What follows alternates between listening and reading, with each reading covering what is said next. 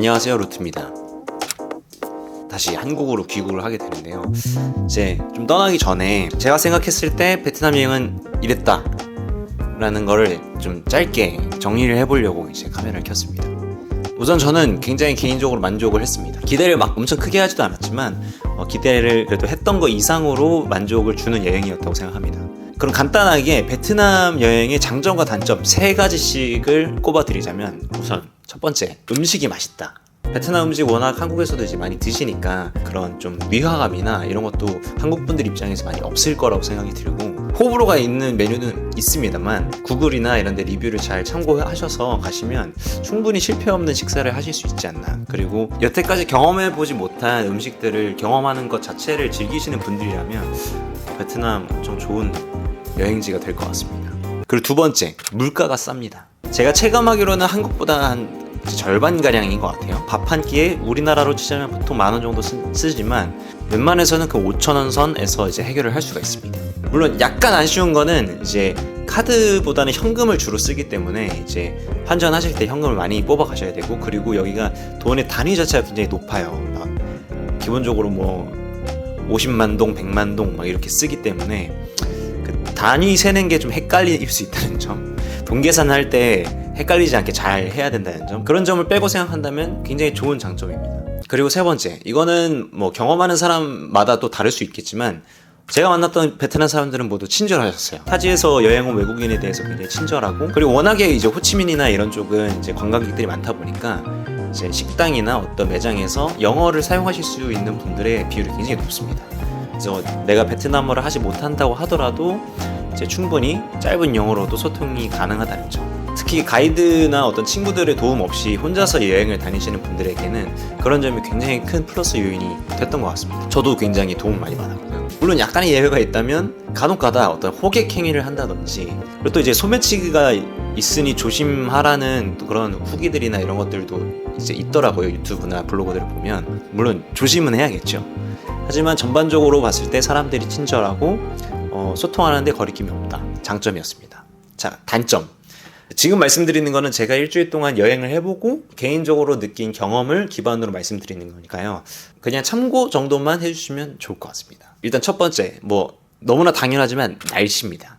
제가 지금 이제 3월 말에서 4월 초를 이제 호치민 여행을 온 건데, 물론 하노이나 저 북부지방에 비해서 호치민이 남쪽이기 때문에 어쩔 수 없이 더운 건 사실입니다. 그래도 더위에 좀 취약하시거나 특히 습도에 취약하신 분들은 조금 힘드실 수 있다. 제가 그나마 이제 우기를 피해서 건기에 왔기 때문에 제가 여기 있는 동안 단 한 번도 비가 오진 않았거든요. 그런데도 굉장히 특히 낮에 나가면 습합니다. 그래서 사람들이 대부분 뭐 낮에도 많이 나와서 놀기도 하지만 해가 지고 나서 이제 밖에 나들이를 오거나 가까운 사람들과 시간을 보내는 것들을 많이 볼 수 있었어요. 내가 더위에 너무 취약하고 땀나는 거에 못 견뎌한다. 근데 호치민 여행은 와야겠다 라고 하시는 분들이 있다면 최대한 그 숙소를 관광지 근처에 잡으시고 잠깐 한 2-3시간 나갔다가 들어와서 한번 씻고 쉬다가 다시 해지면 또 나가고, 이런 식의 일정을 잡으시면 그나마 좀 낫지 않을까 생각이 듭니다. 왜냐면 제가 그렇게 했거든요. 두 번째 단점은 교통입니다. 베트남은 이 교통 질서가 엄청 잘 정리되어 있는 나라가 아닙니다. 워낙에 대부분의 교통수단이 이제 오토바이로 운영이 되고 하다 보니까 특히 보행자에게 안전한 환경은 아닙니다. 그래서 이제 항상 길 건너실 때나 이제 주변에 차도나 이런 데 인도를 왔다 갔다 하실 때 조심하셔야 되고, 대중교통 인프라가 잘 구축되어 있는 도시는 아니기 때문에 저는 이제 호치민 시내를 돌아다닐 때 대부분 걷거나 정 멀다 싶으면 그랩이라는 어플을 사용해서 이제 오토바이를 타거나 택시를 타고 그렇게 돌아다녔던 것 같습니다. 제가 제일 추천드리는 거는 이제 혼자 다니는 사람 기준에서 오토바이를 타고서 이동하시는 게 제일 빠르고 싸지 않을까. 그리고 뭔가 베트남 로컬의 느낌을 훨씬 더 잘 느낄 수 있는 방법인 것 같기도 하고요. 단점 세 번째, 위생입니다. 사실 이런 숙소 같은 경우는 어느 정도 값이 나가는 것이면 사실 크게 걱정 안 하셔도 됩니다. 문제는 길거리와 이제 음식점의 위생 상태는 보장하기가 어렵다. 특히 진짜 로컬 길거리에서 노상에서 파는 그런 이제 음식점이나 그런 곳에서는 제가 이제 길거리를 다녔을 때 밤에 본 어떤 이제 쥐들과 바퀴들만 하더라도 꽤 많았기 때문에. 근데 사실 한국도 그렇고 뭐 어디든 막 그런 거 100% 깔끔하고 아예 없는 나라는 없죠.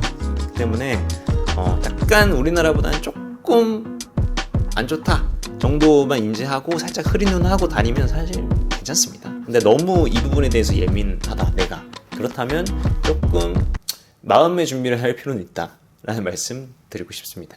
장점과 단점을 또 말씀드렸는데요, 일주일 정도 여행을 하면 뭔가 지겨워지지 않을까 이런 생각도 사실 하긴 했거든요. 왜냐면 혼자 다니는 거니까 이제 한국 좀 가고 싶다 이런 생각이 들지 않을까라고 생각했는데 웬걸 약간 아쉽기도 합니다. 떠난다고 생각하니까, 물론 제가 일 안 하고 계속 탱자탱자 맛있는 거 먹으러 다니고 저녁에 혼술하고 재밌는 거 보러 다니고 새로운 경험하고 그런 삶을 누가 안 살고 싶겠어요. 근데 또 이렇게 아쉬움을 남겨놔야 다음에 또 오지 않겠어요. 영상을 재밌게 보셨다면 구독과 좋아요 부탁드리고요. 다음에도 재밌고 유익한 영상으로 찾아뵙겠습니다. 다음에는 어디로 가지?